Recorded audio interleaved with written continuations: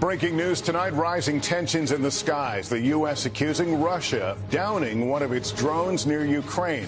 A Russian fighter jet allegedly striking the unmanned U.S. drone in international airspace over the Black Sea. The U.S. military calling it reckless. What the Kremlin is saying and how will the U.S. respond? Also tonight, states of emergency as two major storms slam the east and west coasts. The powerful nor'easter bringing more than a foot of snow to the northeast. Treacherous travel. In New York, one plane making a bumpy landing, another rolling off the taxiway. In Minnesota, a mall roof collapsing under snow. The West Coast braced for more catastrophic floods. The dramatic rescues were tracking it all. President Biden signing a new executive order on guns, what it does for background checks. New fallout from the failure of Silicon Valley Bank. The Justice Department and SEC now launching investigations. Did bank executives unload stock before the collapse? Yet another close call on the runway, this time near Washington, D.C. My exclusive with the acting chief of the FAA. I asked him, why do these near misses seem to be happening so often? And the bakery helping young chefs rise to their full potential and inspiring America. This is NBC Nightly News with Lester Holt. Good evening and thank you for joining us. We'll get to that major weather news in a few moments, but first we want to bring you the latest on what we know about a dangerous aerial encounter in the sky today between the United States and Russia. The Pentagon saying a Russian fighter jet poured fuel on an unmanned American drone, then collided with it over the Black Sea. It sent the American aircraft into the water. The confrontation escalating already high tensions between the countries, which are telling different versions of today's event. Courtney Kuby has the latest for us from the Pentagon. The stunning showdown happening over the Black Sea near Ukraine and Russia when an unmanned American drone like this one, called a Reaper, was confronted by two Russian fighter jets, weaving dangerously close to it, dumping fuel on the U.S. drone and then colliding with it, the Russian jet's wing striking the Reaper's propeller. After the collision, the U.S. downed the $32 million drone in the Black Sea, first blacking out its software to keep classified information out of Russian hands, the Pentagon describing the Russian actions as reckless. Based on the actions of the Russian pilots, it's clear that it was unsafe, unprofessional. And I think the actions speak for themselves. The Pentagon says the drone was conducting a routine intelligence gathering mission in international airspace when the intercept occurred. It was in international airspace, over international water. The Russians disagreed, insisting the U.S. drone was in their established airspace near Crimea and that the Russian jet did not come into contact with the drone. Mr. Ambassador, late tonight, the U.S. summoning the Russian ambassador to object to the Russian pilot's actions. The U.S. is working through options to recover the drone, but without U.S. ships in the Black Sea, the reality is the Russians can reach the wreckage before the U.S. can. And Courtney, we know the Pentagon has some video of this incident. Lester, yeah, they're not releasing it publicly at this point. And while this incident is now over, what U.S. officials here tell me they're concerned about is future confrontation, even with an unmanned drone that could lead to a military response and then even possibly an actual conflict. Lester? All right, Courtney Kuby leading us off tonight. Thank you. And a late season blast is pummeling parts of the Northeast while another atmospheric river drenches California. The nor'easter bringing with it heavy snow and dangerous winds here in the east, knocking out power to thousands. Travel conditions have been treacherous for drivers skidding off the road and making for some rough rides in the air. While in the west, fast-moving floodwaters making for harrowing rescues. Emily Ikeda has the latest.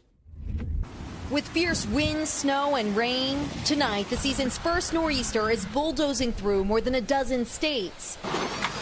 And after a mostly mild winter, it's delivering a brutal blow. We've been waiting for a big snow like this at least to come, so here it is. Snowfall reaching double digits in Leicester, Wilmington, and Rowe, while whipping winds were the problem along the coast. Gusts expected to reach up to 55 miles an hour in Boston.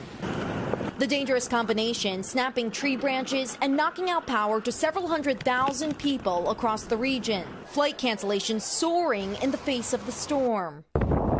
Watch this plane's bumpy landing caught on camera in Rochester. While further east in Syracuse, a Delta plane exited one of the taxiways with 61 passengers on board, according to airport officials. All southside taxiways are covered with snow.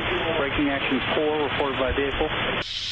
From the runway to roadway, treacherous travel conditions led to this bus crash in Massachusetts. Toppled a tree onto this plow truck, landing 2 people in the hospital in Connecticut, and sent tractor trailers sliding in New Hampshire. The snow is so thick and oh God, it's terrible. After a weekend snowstorm in Minnesota, employees scrambled to safety today when a mall roof collapsed. And across the country, a 1-2 punch as another storm funnels rain and snow to an already waterlogged California. 26 million people there facing flood alerts. Overnight, remarkable rescues from rushing waters. Firefighters say they pulled 11 people to safety in Los Angeles County. Unfortunately, we don't know about the water coming down and how strong it can be. Bi-coastal threats bearing down in the final days of winter. Yeah, and Emily, looking back here in the east, any sense of when power will be restored? It is quite cold in a lot of these spots.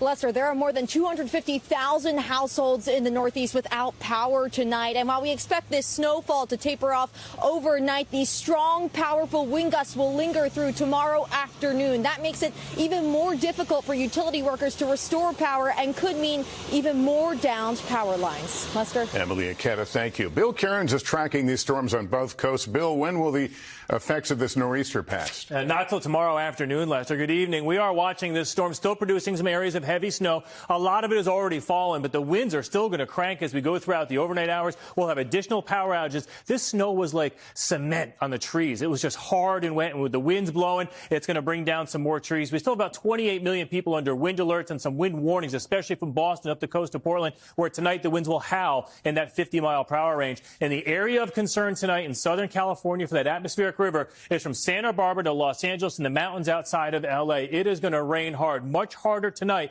than it did with the last atmospheric river. We could see anywhere between 2 to 5 inches of rain in Southern California, which is a big deal by Southern California standards. So unfortunately, more flooding and devastation is possible tonight. Yeah, sorry to see it. All right, Bill, thanks very much.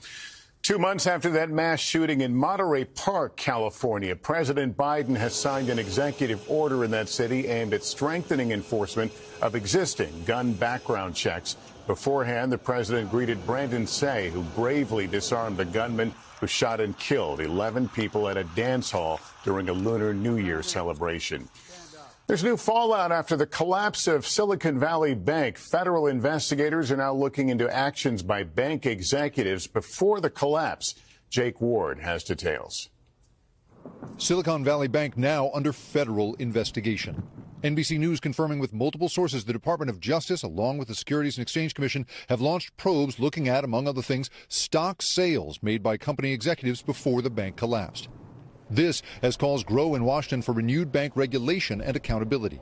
I do think that certainly the profits from the sales by the owner should be clawed back because we're going to have to be raising fees on banks in order to pay for the uninsured depositors at this bank and other banks. And today, despite several smaller regional banks bouncing back in the stock market, Moody's announced a downgraded outlook for the U.S. banking sector as a whole.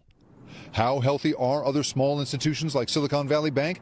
Analysts say we will not know the fundamentals until a Federal Reserve report provides a look at combined balance sheets 2 weeks from Friday. The stocks are absolutely not a reliable indicator. In 2 weeks, we'll know if there's a big outflow or not. But that's the next kind of scheduled data point that we'll get. Just before its collapse, Silicon Valley Bank blamed its troubles on elevated cash burn from its mostly tech-focused clients. Now the concern is in part whether other regional banks are exposed to similar risk. Today, the pullback in the tech sector continued with Facebook parent company Meta's announcement it would eliminate 15,000 jobs following 11,000 layoffs at the company in November. Now, on top of all this, today we learned inflation has fallen to 6%. That makes for a complicated economic picture as the Federal Reserve prepares to meet next week. Many economists are now asking if the Fed will hit pause on further rate increases. Lester? All right, Jake, thanks very much. Almost 6 weeks after that train disaster in Ohio, the state sued Norfolk Southern today, saying it recklessly endangered people's health. Ohio's attorney general said he is seeking compensation for damages to the environment, economy, and residents. Norfolk Southern says it's working to create several long-term funds to help East Palestine. We turn now to concerning questions about air safety that have rattled some flyers recently, and my exclusive interview with Billy Nolan, the acting head of the FAA. We spoke about a string of near collisions on runways, the most recent just last week, as the agency convenes an air safety summit tomorrow. At airports across the country, alarms are being raised over dangerous near misses. From the runway at Austin Bergstrom Airport, where a controller cleared a FedEx 767 cargo jet to land on the same runway that a Southwest 737 full of passengers was taking off from, just 75 feet from disaster. Southwest aboard, FedEx is on the go. To an unsettling close call at Boston's Logan Airport, where a Learjet pilot took off without clearance as a JetBlue flight was landing on a crossing runway. And now NBC News has learned of another near disaster last week at Reagan National, where a regional jet pilot rolled in front of a departing United Airbus jet. Oh, United 2003, Kansas takeoff clearance. We're boarding takeoff, United 2003.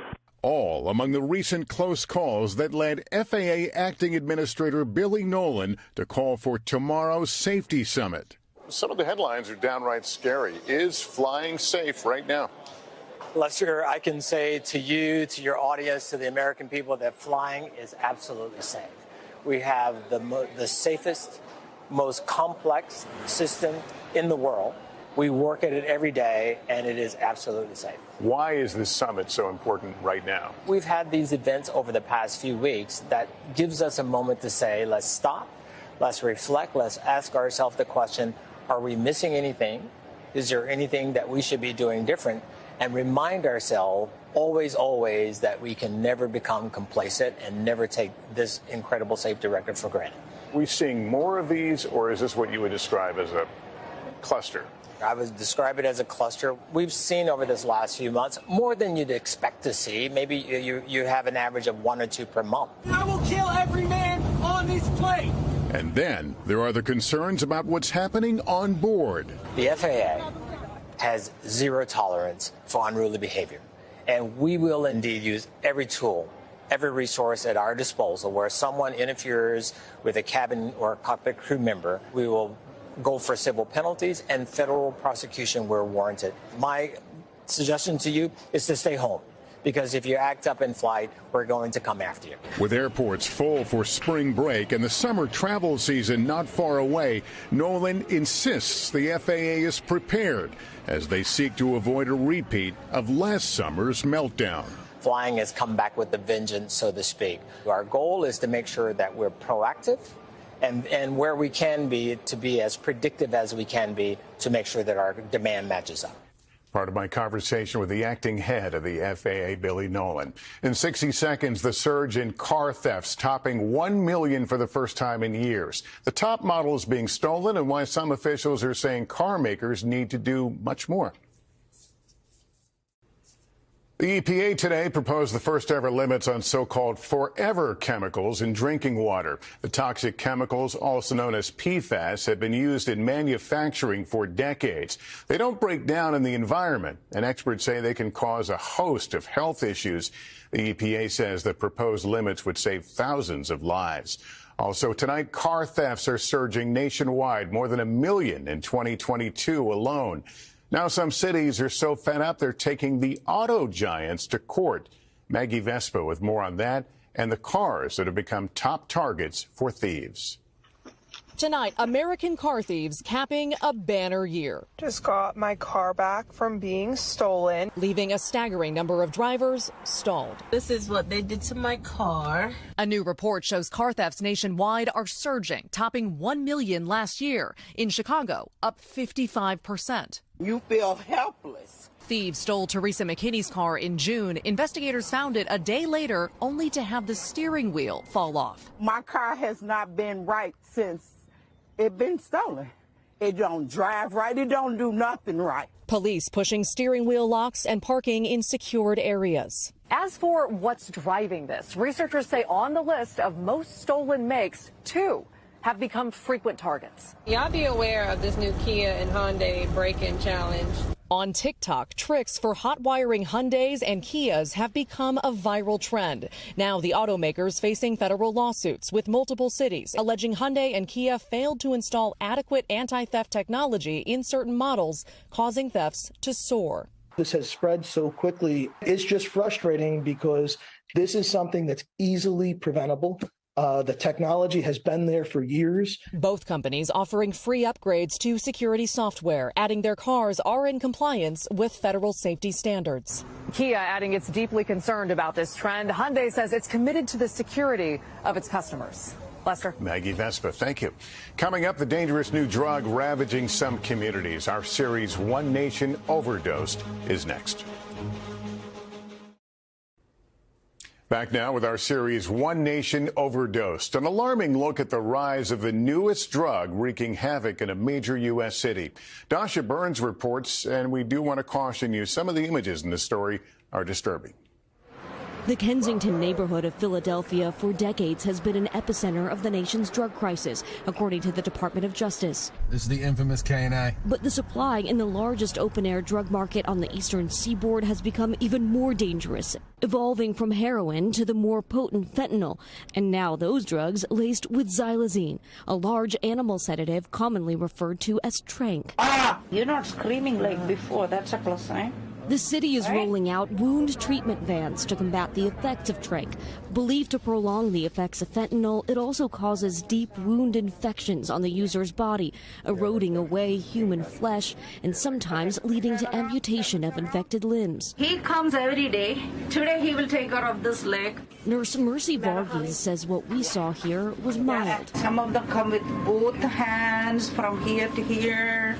Raquel Fetzer is in recovery from heroin addiction. Sober since 2016, she runs the mobile wound care program. When you were using compared to what you see now, how different is it? It's very, very different. A bag of heroin would hold me 6 to 8 hours. Now people are going into withdrawal within 2 to 3 hours. Many users don't want trank, but there is no fentanyl that doesn't have trank in it. Traveling through Kensington, we met Eric Taylor when he asked police for treatment for his wounds. When you're in pain, it makes you more likely to use because you want to relieve the pain. 2021 was a record year for overdose deaths in Philadelphia. That same year, 90% of opioid samples that the health department tested from the street supply contained xylazine. How significant of an issue is xylazine right now?